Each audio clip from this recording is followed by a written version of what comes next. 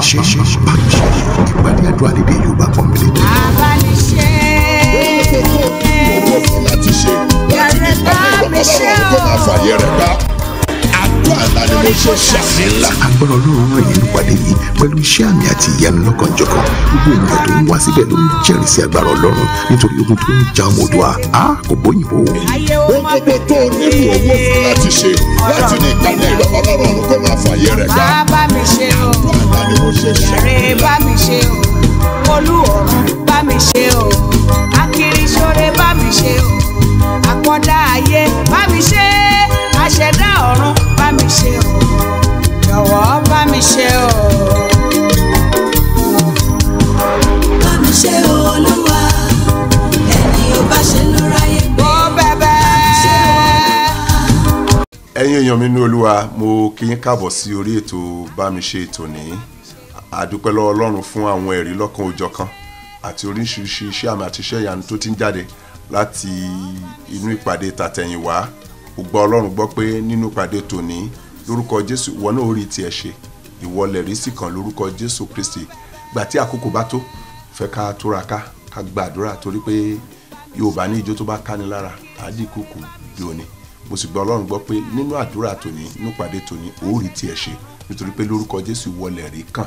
Bó bá nílò ìgbaniníyànjú, tó bá nílò àdúrà lẹ́yìn iṣẹ́ ìránṣẹ́ tòní, nọ́mbà tó lè pè ó wà ní ojú móhùnmáwòrán. Ẹ tẹ̀ wá láago. Àwọn afàdúrà jagun wọ́n ń retí ìpè wa, àwọn afàdúrà jagun wọ́n ń retí ẹ̀rí wa. Yóò dára fún wa lórúkọ Jésù Kristi. Bàbá sì nílò ojúlówó iṣẹ́ ìránṣẹ́ tòní, a lè pe aago tó wà lójú móhùnmáwòrán yìí, wọ́n sọ fún wa bá ó ṣe rí ìgbà. Ẹ fetí sílẹ̀ kẹ́ máa bá a ká lọ. Ẹ̀yin lẹ̀rí kan lórúkọ Jésù. agbára tí Samsoni pàdánù agbára padà hallelujah mo ní hallelujah verse 28 Judges chapter 16. Samsoni sì kẹ́gbẹ́ Olúwa ó sì wí pé Olúwa Ọlọ́run èmi bẹ̀ ọ́ rántí mi kí o sì jọ̀ọ́ fún mi lé agbára lẹ́ẹ̀kan ṣoṣo. àwa kan bẹ̀rẹ̀ lábẹ́ omi láàárọ̀ àgbàdúrà bíi Samsoni. Olúwa jọ̀ọ́ fún mi lágbára àti lóyún àti bímọ, fún mi lágbára àti ṣerere lójú ọ̀tá mi, fún mi lágbára àti lálùyọ ní ilẹ̀ àjèjì tí mo wà yìí. Lóòótọ́ orogún òrìà mi fèpè sí mi, fún mi lágbára àti ṣerere ní ilẹ̀ yìí. Lóòótọ́ wọ́n sọ pé ọ̀rọ̀ òwe ìgbélu pé ojú mi mo fi rí ọwọ́ mi ò ní bá. Olúwa fún mi ní agbára láti gbà. Gbẹ̀rí arábìnrin wa 3 years ago òun àtàwọn ọmọ wọn ní kan fi ìlú sílẹ̀. Bámi èmi ò mọ situation tó bá dé yìí lónìí. Every negative verdict lórí ọ̀rọ̀ ẹnikẹ́ni lábẹ́ ohùn mi lórúkọ Jésù Ọlọ́run ọ̀run kó yí padà. Ṣàmì dáadáa. Ọlọ́run ọ̀run kó yí padà. Gbígbé agbára wọ̀. Ohun kejì tó já ìbùkún jíjí kúrò nínú ọ̀run òun ni gbígbé aṣọ ògo rẹ wọ̀. Sọ pé aṣọ ògo mi.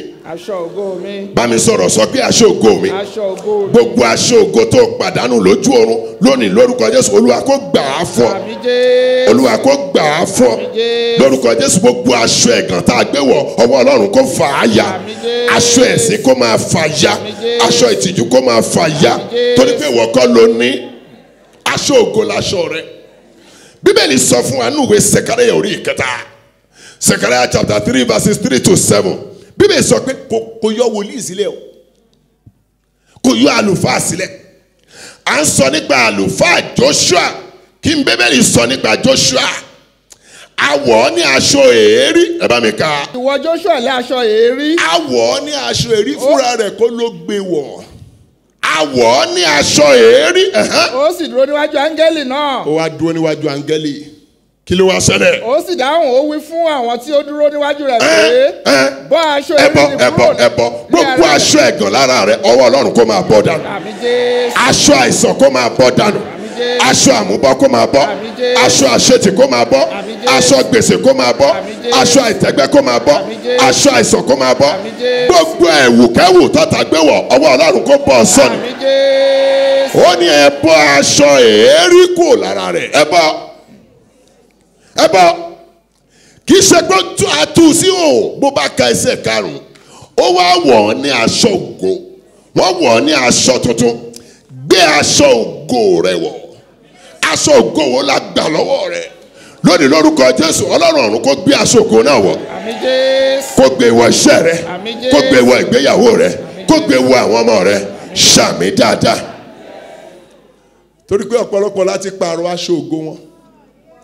Mo sọ fún anjo ní Rebeka, Bíbélì sọ pé aṣọ ààyò Ísọ̀ ó ń bẹ níyẹ̀wù lọ́dọ̀ Rebeka, ó wá gbé wo àbúrò rẹ̀. Ayé ti pààrọ̀ aṣọ ọ̀pọ̀lọpọ̀. Ààyò aṣọ, ààyò tó máa ń sọ pé ààyò òun lẹ́yìn Yorùbá ń pè ní ìtẹ́lẹ̀ àpótí. Aṣọ tí èèyàn ń wọ̀, aṣọ àríyá, àgbà lọ́wọ́ rẹ̀, àgbèfábúrò rẹ̀. Aṣọ ààyò. Ọ̀pọ̀lọpọ̀ láti pààrọ̀ aṣọ ògo wọn nígbà tí wọ́n mọ̀, nígbà ìmọ̀, nígbà ojú oorun. Ṣùgbọ́n lónìí ó ní gbé aṣọ ògo rẹ wọ̀. Ìwọ kọ́ ló ní aṣọ gbèsè, ìwọ kọ́ ló ní aṣọ àṣetì. Gbogbo aṣọ rere tó tọ́ sí ọ lórúkọ Jésù ọwọ́ Ọlọ́run kó wọ̀ fún ọ lónìí. Àmín Jésù. A pè Lásárù jáde, Lásárù tó ti ń sùn tó ti kú. Jésù sọ pé Lásárù jáde wá, nígbà tó jáde aṣọ òkú ló wọ̀ jáde. Níbo ni ó wọṣọ yìí gbẹ? Lóòótọ́ ti jáde. Tani ọ̀rọ̀ aṣọ òkú tí ò ní sá? Jésù sọ pé ẹ tú sílẹ̀. Ìtumọ̀ rẹ̀ ni pé ẹ bọ́ gbogbo aṣọ jàgàjàgà, gbogbo aṣọ tí wọn náà ò fẹ́ mọ́ lábẹ́ ohun mi. Lónìí ọwọ́ Ọlọ́run kó bọ́ ọ̀dánù. Àmín Jésù. Mo ní ọwọ́ Ọlọ́run kó bọ́ ọ̀dánù. Àmín Jésù. Ọjọ́ tá a mú Jósẹ́fù kúrò nínú túbú, kì í ṣaṣọ ẹ̀wọ̀n ló gbé jáde. A pààrọ̀ aṣọ rẹ̀. Nínú ìpàdé yìí lónìí Ọlọ́run ṣetán láti pààrọ̀ aṣọ ẹnìkan. Aṣọ tó sọ ọ́ dẹni ìkọ̀sílẹ̀, tó sọ ọ́ dẹni tá yóò fẹ́ rí, lónìí ọwọ́ Ọlọ́run kó bọ́ ọ sọnù. Àmín Jésù. Ọwọ́ Ọlọ́run kó bọ́ ọ sọnù. Àmín Jésù. Olúwa kó wọ̀ ọ́ ní aṣọ ẹ̀yẹ, Àmín Jésù. kó wọ̀ ọ́ ní aṣọ ògo. Àmín Jésù. Ṣàmì bí ẹni tó gbàgbọ́. Àmín Jésù. Ohun kẹta, Isaiah 52. Ẹ bá mi ka ẹsẹ̀ ìkíní náà, ẹ bá mi ka já, kí ló wí? Jí. Jí. Jí. Gbé agbára rẹ wọ̀, ìwọ Síónì. Gbé aṣọ ògo rẹ wọ̀, ìwọ Jerúsálẹ́mù, ìlú mímọ́. Nítorí láti ìgbà yìí lọ, aláìkọlà àwọn aláìmọ́ kì yóò wọ inú rẹ mọ́. Ohun tó ń sọ ni pé òpin dé bá àsáwọ̀. Hallelujah. Òpin dé bá kí ni mo pè é? Àsáwọ̀. Àsáwọ̀. Gbogbo ohun ibi tó fòru tó fojú oorun ojú ayé sáwọnú ayé rẹ lónìí Olúwa kó máa fòpin sí. Àmín Jésù. Mo ní Olúwa kó máa fòpin sí. Àmín Jésù. Ohun tó sọ ni aláìkọlà àwọn aláìmọ́ kì yóò wọ inú rẹ mọ́. Ohun gbogbo tó fẹ́ lórí òkè yìí lónìí. Ẹ lóò ṣó ń gbọ́ mi. Ohun gbogbo tó fẹ́ lórí òkè yìí mọ́ lónìí lórúkọ Jésù Olúwa fòpin sí. Àmín Jésù. Gbogbo àsáwọ̀ ibi tó wà nú ayé rẹ̀ ọwọ́ Ọlọ́run kó máa fa àwọn tú. Ṣàmì dáadáa. Àmín Jésù. Torí pé Bíbélì sọ pé nígbà tí ènìyàn sùn ọ̀tá wá fún èpò sínú àlìkámà. Wọ́n wá ń béèrè lọ́wọ́ olùṣọ́gbà ṣé o fẹ́ ká fà á tu? Ó ní ẹni sùúrù. Ẹ dúró dọjọ́ ìkórè. Mo níròyìn ayọ̀ fún ọ. Ọjọ́ ìkórè dé lónìí. Gbogbo irúgbìn jàtìjàtì, gbogbo irúgbìn tó sọ ọ́ di ìkọ̀sílẹ̀ lónìí ọwọ́ Ọlọ́run kó fa àwọn tú. Àmín Jésù. Mo ní ọwọ́ Ọlọ́run kó fa àwọn tú. Àmín Jésù. Mo fẹ́ràn ohun tí Jésù ṣe nínú ìwé Mark orí ìkọkànlá, Mark chapter 11 verses 15 to 16. Jésù wọ tẹ́ḿpìlì. Bíbélì sọ pé ó bá wọn tó ń rà tó ń tà, ó fi pàṣọ nà wọ́n jáde pé náà ilé àdúrà ń lé bàbá mi. Níbo lè jàǹkárì wọ́n ti wá? Bí wàá sọ ní ẹsẹ̀ kẹrìndínlógún verse 16, òun kò sì gba ẹnikẹ́ni láàyè láti gbé ohun èlò kọjá nínú ilé Olúwa. Kò gba ẹnikẹ́ni láàyè pé mo lé gbogbo àsáwọ̀ jáde, àsáwọ̀ ẹ̀ ò tún gbọ́dọ̀ wà mọ́. Gbogbo àsáwọ̀ àìsàn, ìnira, ìrora lábẹ́ ohùn mi lórúkọ Jésù ó yá kó máa jáde. Àmín Jésù. Gbogbo ìdíbàjẹ́ lábẹ́ ohùn mi òpin kó dé bá wọn. Àmín Jésù. Ṣàmì dáadáa. Àmín Jésù. Ó wá sọ ní ẹsẹ̀ ìkejì, kí lóhùn kẹrin?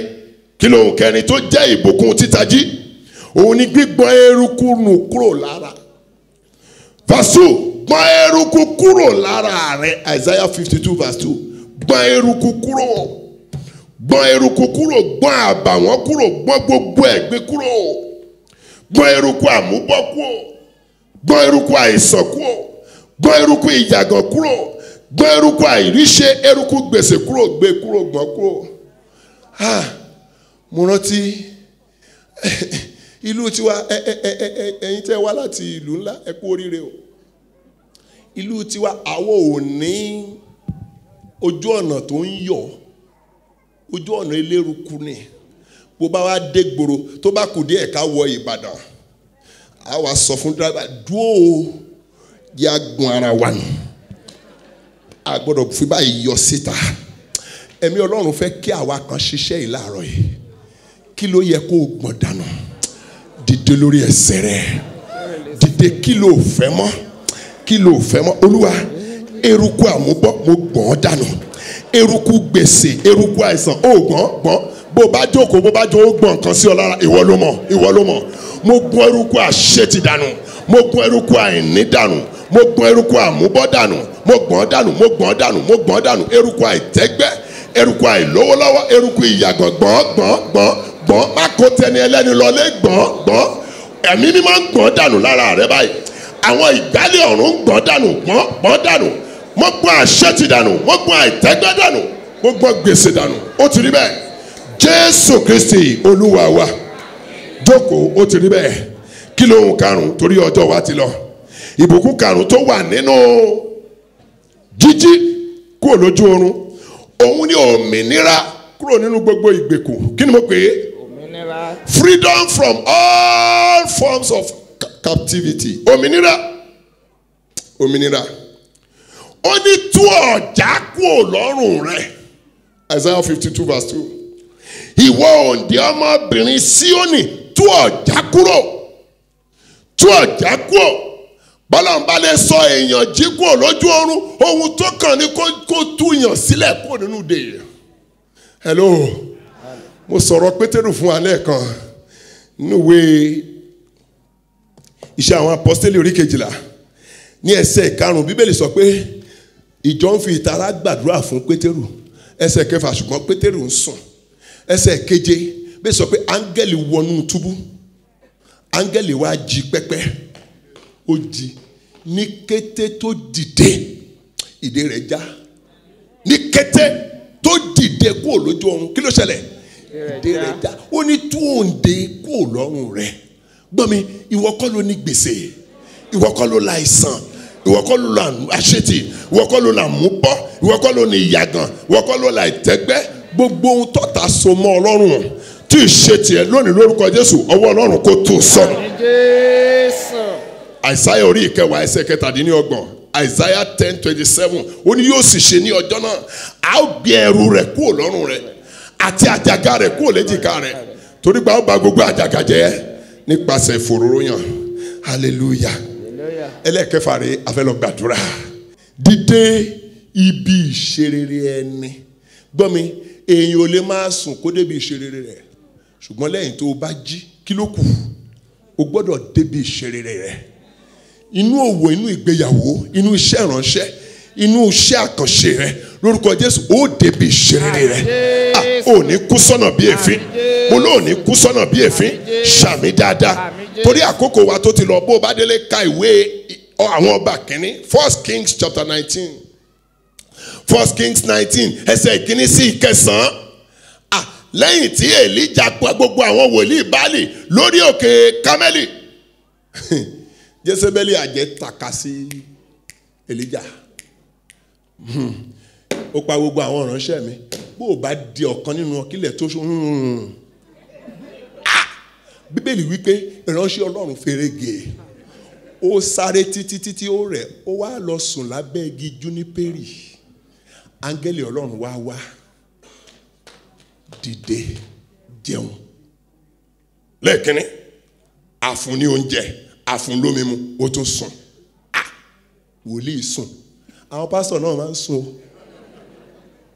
bó bá mọ̀ pé wọ́n sùn béèrè lọ́wọ́ ìyàwó wọn wọ́n máa ń sùn wọ́n máa ń hanrun tó bá rò pé gbogbo 24/7 ló fi wà lórí òkè ló ń gbàdúrà hallelujah dìde jẹun lẹ́ẹ̀kejì bẹ́sẹ̀ pé lẹ́yìn tó jẹ oúnjẹ yìí tán ó lọ sí òkè Hórébù òkè Olúwa ó lọ nípa agbára oúnjẹ yìí 40 ọjọ́ àti 40 òru kò sùn àgbà tó débi ìṣerere rẹ̀ ẹnìkan bẹ lábẹ́ ohùn mi gbogbo bí ìṣerere tọ́lọ́run ṣètò rẹ̀ sílẹ̀ fún ọ lẹ́yìn iṣẹ́ ìránṣẹ́ lórúkọ Jésù ó débẹ̀ àmín Jésù wàá gbọ́ mi ẹni tó bá lóòní débẹ̀ ó fi wọ́n ṣe àtẹ̀gùn ó gbọ́ mi mo ló fi wọ́n ṣe àtẹ̀gùn Whoever is saying you will not get there, you will use them as a stepping stone. Mo náà fi wọ́n ṣe àtẹ̀gùn. Ọ̀tá fẹ́ ọ̀tá kọ̀ lẹ́yìn iṣẹ́ ìránṣẹ́ yìí ó débi ìṣerere rẹ̀. Mo ló débi ìṣerere rẹ̀. Sọ pé Sátánì. Mo ti jí. Ọ̀tá ilé bàbá. Ọ̀tá ilé ìyá. Ọ̀tá ilé àná.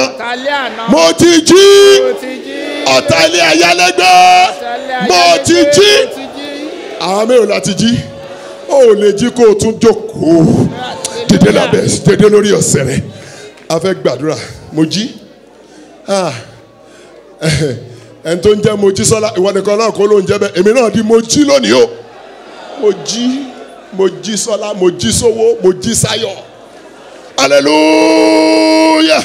1, 2, 3, 4, 5, 6, 7.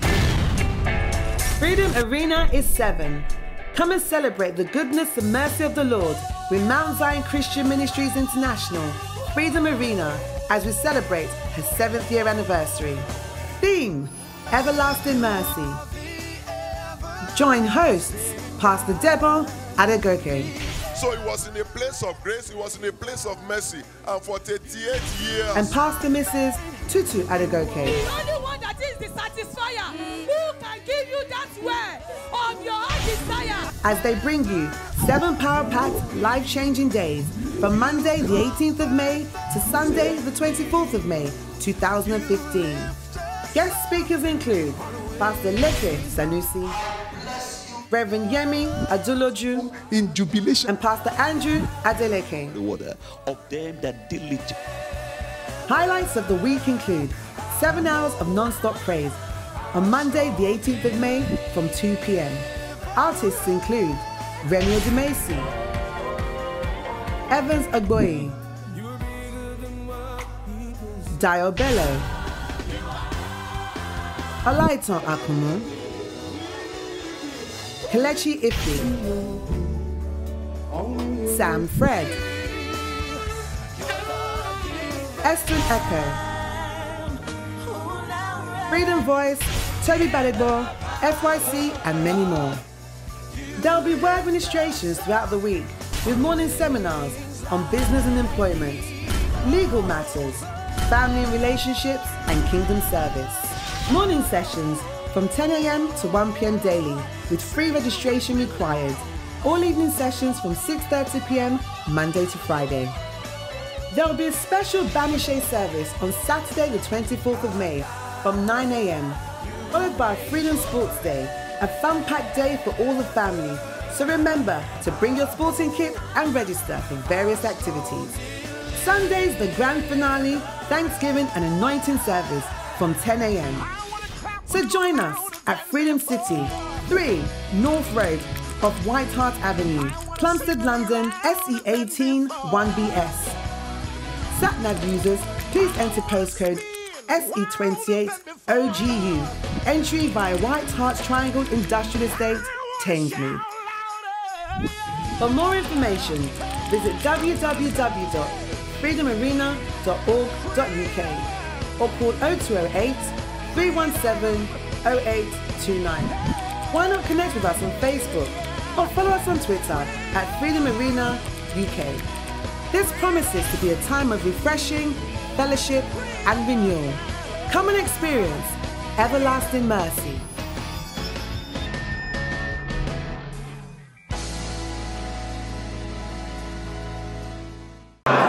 Isaiah 52 verse 1. Ó ní jí bí agbára rẹ̀ o. Sọ fún Olúwa, Olúwa, mo ti jí. Bí agbára wọ̀ mí.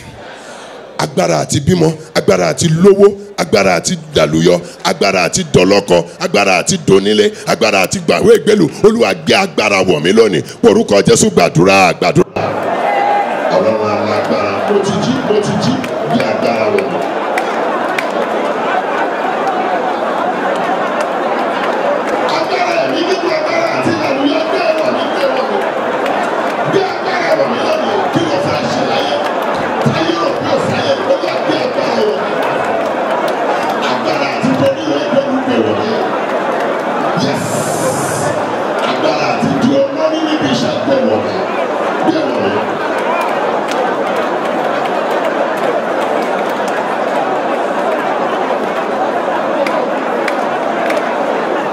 Jésù Kristi Olúwa wa.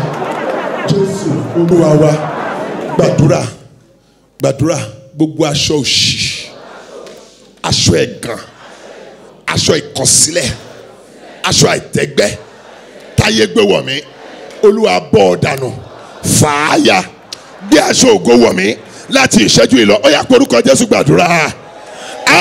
Gbogbo aṣọ òṣì, aṣọ ẹ̀gàn, aṣọ àṣẹlẹ̀, aṣọ ìtẹ́gbẹ́, yes Lord, aṣọ ìyàgàn tọ́ta gbé wọ̀, Olúwa bọ́ ọ dànù, fàáyà, gbé aṣọ ògo wọ̀ mí.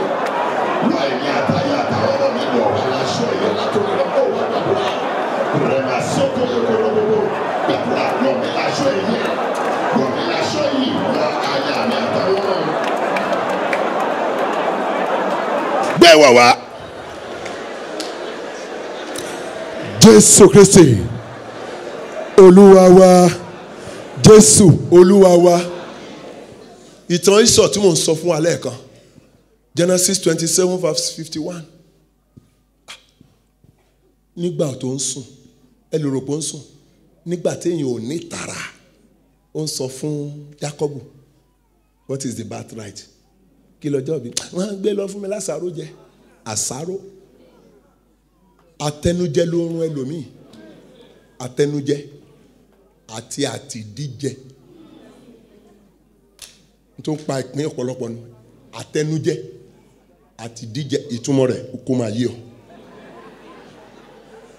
Rebeka wá mú aṣọ ààyò Ísọ̀ tó wà ní yàrá, ó gbé fábúrò, wọ́n gbé ògo ẹ̀gbọ́n fábúrò. Hallelujah. Gbàdúrà. Aṣọ ògo àbáwáyé mi tọ́ta fóorun gbà lọ́wọ́ mi, Olúwa gbà á fún mi, gbé e wọ̀ mí láti ìṣẹ́jú ìlọ. Ó yá porúkọ Jésù gbàdúrà. Ọlọ́run alágbára, aṣọ ògo àbáwáyé mi tọ́ta fóorun gbà lọ́wọ́ mi, Olúwa gbà á fún mi lọ́nà gbé e wọ̀ mí. Aṣọ ògo àbáwáyé ayé mi ta lọ́wọ́ mi lọ́fún lórí. Tọ́ta fóorun gbà lọ́wọ́ mi, Olúwa gbà á fún ọ lọ́nà gbé e wọ̀ mí. Gbàdúrà fún àwọn ọmọ rẹ. Jésù Olúwa wa. Àdúrà wa kù mẹ́ta.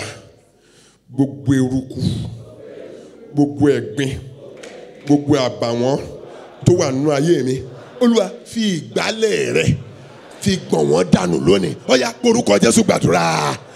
Ọlọ́run alágbára, gbogbo eruku, eruku àìsàn, eruku àbúgbọ́, eruku gbèsè, eruku ìnira, gbogbo ẹ̀gbin, gbogbo àbàwọ́n tọ́ta fi sinmi lára, Olúwa fi ìgbálẹ̀ rẹ gbọ̀n wọ́n dànù, gbọ̀n wọ́n dànù, kúrò lára ayé mi, kúrò lára àwọn ọmọ mi, gbọ̀n wọ́n dànù, gbọ̀n wọ́n dànù.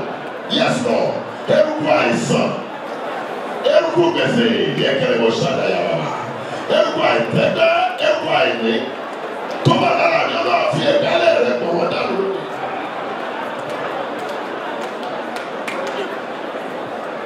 Jésù Kristi Olúwa wa. Jésù Olúwa wa. Jésù Olúwa wa. Ọjà wo la fi sún ọ̀run mi? Olúwa lónìí tú ọjà àìsàn kúrò lọ́rùn mi. Ọjà gbèsè, ọjà ìtẹ́gbẹ́, ọjà àmúbọ́, ọjà ìyàgàn, Olúwa tú kúrò lọ́rùn mi. Ó yá porúkọ Jésù gbàdúrà. Ọlọ́run alágbára.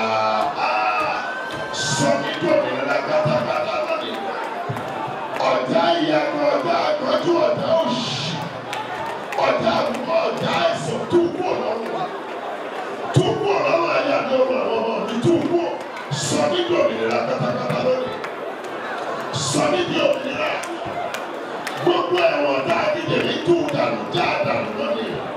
Ẹ̀wọ̀n tá a fi jẹ́ ayé àmì àwọn ọmọ nínú ẹja dànù mo fẹ́ ṣe é. Ó ti tó bẹ́ẹ̀. Ó ti tó ní àkókò mi tó gbàdúrà. Gbogbo ìdè tàbí ti àwọn ọmọ rẹ ayé Olúwa tó dàrú lónìí. Sọ́wọ́ di òmìnira pátápátá. Sọ́wọ́ di òmìnira pátápátá. Sọ́wọ́ di òmìnira. Jésù Kristi Olúwa wa. Jésù Olúwa wa. àdúrà tó gbẹ̀yìn rèé 1 Kings 19 verses 8 to 9. bí sọ pé lẹ́yìn tí áńgẹ́lì jí Èlíjà lábẹ́ igi júnípérì bí sọ pé ó sì dìde ó sì jẹ́ ó mu ó sì lọ ní agbára oúnjẹ yìí ní 40 ọ̀sán àti 40 òru sí Hórébù òkè Ọlọ́run. verse 9 sọ pé ó sì débẹ̀. ó ṣe kí ni? He got there. Gbogbo èèyàn ló ní there tiẹ̀. Níbo ló fẹ́ dé? Tọ́ta ò fàyè gbà ọ́ nítorí pé wọ́n mú ọ kó o máa sùn. Níbo ló fẹ́ dé? Olúwa. Torí pé o ti jí mi dìde lónìí. Ibi ìṣerere báyìí mo fẹ́ débẹ̀. Mú mi débẹ̀ lójú ọjọ́. Lẹ́yìn ìpàdé àdúrà yìí mú mi débẹ̀. Mo fẹ́ wọ ìgbéyàwó ológo mú mi débẹ̀ lójú ọjọ́. Mú mi débẹ̀ Olúwa nínú iṣẹ́ ìránṣẹ́. Erébó ṣàdáyà bàbá.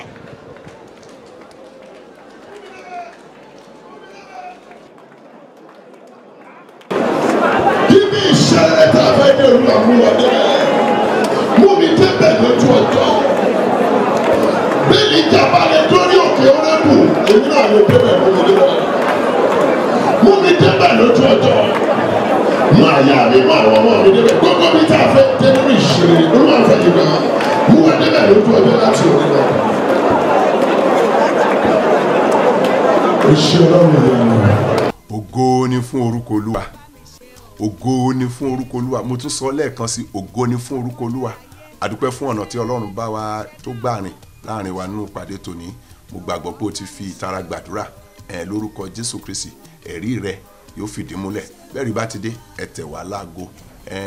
Máa pínlẹ̀ nìkan máa gbàdúrà lórí móhùnmáwòrán yìí ní gbogbo ọjọ́ sátidé kejì àti sátidé kẹrin ní ìpàdé yìí ń wáyé nínú ìjọ wa Mozambique Christian Ministries International Freedom Arena London ní Plumstead nílùú London níyìn. Ẹ darapọ̀ mọ́ wa láàrin aago 9 sí aago 11 ní gbogbo ọjọ́ tí ìpàdé yìí ń wáyé. Bó bá jẹ́ aládùn rẹ̀ lórí móhùnmáwòrán mélòó ń tá bá darapọ̀ mọ́ wa yóò dára fún wa lórúkọ Jésù Kristi. Jésù ń retí rẹ níwòye ọjọ́ mẹ́jọ a ó tún darapọ̀ mọ́ wa. Ògo ni fún orúkọ Olúwa. God bless you. Mo gbàgbọ́ pé ẹ gbádùn ètò tòní. Fún àdúrà àti gba gbogbo iṣẹ́ ìránṣẹ́ tòní ẹ kàn sí wa lórí aago 0208 317 0829 0208 317 0829. Ẹ sì lè darapọ̀ pẹ̀lú wa nínú ìpàdé ìbámiṣe àkànṣe àdúrà tí a máa ń ṣe ní sátidé kejì àti ẹ̀kẹrin nínú oṣù ní ilé ìjọsìn wa ní Mount Zion Christian Ministries International Freedom Arena. Ẹ pàdé wa lọ́sẹ̀ tó ń bọ̀ ní orí ètò ìbámiṣe. Ẹ pàdé wa a ó máa retí Jésù lólúwa. Bá mi ṣe